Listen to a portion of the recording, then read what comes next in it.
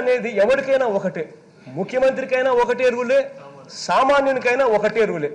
అదే illegal construction ఎవరైనా సామాన్యుడు గన చేసి ఉంటే, ఎవడైనా సామాన్యుడు గన ఒక రేకుల షెడ్ వేసుకుని ఉంటే, ఇల్లీగల్గా రేకుల షెడ్ వేసుకుంటే కనుక గమనుంటారు అధ్యక్ష, వెంటనే పోతారు అధికారులు అక్కడికి వెళ్ళి, వెంటనే అధికారులు అక్కడికి పోయి ఆ రేకుల షెడ్ను వెంటనే తీసేసే కార్యక్రమం చేస్తారు.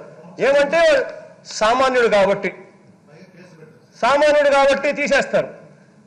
అదే ఒక రేకుల షెడ్ వేసుకున్న సామాన్యునికి ఒక న్యాయము, అదే ముఖ్యమంత్రిగా ఉన్న వ్యక్తికి ఏకంగా ఇలా ఇల్లు కట్టుకొని చూడధ్యక్ష ఒక్కసారి అందరినీ కూడా చూపిస్తా ఉన్నాను అధ్యక్ష, డైరెక్ట్ గా రివర్ పక్కనే ఏకంగా ఈ మాదిరిగా ఇల్లులు కట్టుకొని ఫ్లడ్ కోర్సునే ఏకంగా అడ్డుకునే పరిస్థితి జరుగుతూ ఉంటే, ఇంకా ముఖ్యమంత్రులకు ఒక రూలు, అధికారంలో ఉన్న వాళ్ళకు ఒక రూలు.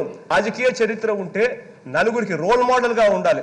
ఆ రాజకీయ చరిత్ర నలుగురు చూసి అలాంటి నాయకుడు అని చెప్పుకునే పరిస్థితిలో ఉండాలి. కానీ ఈ మాదిరిగా అధికారంలో ఉన్న వ్యక్తులే రూల్స్ మాకు పాటించవు, సామాన్యునికైతే ఒక రకమైన రూలు, అధికారంలో ఉన్న మాకైతే వేరే రకమైన రూల్స్ అని చెప్పి అధికారంలో ఉన్న వాళ్ళే మెసేజ్ పంపించడం మొదలు పెడితే అసలు ఈ వ్యవస్థ బతకదు అధ్యక్ష.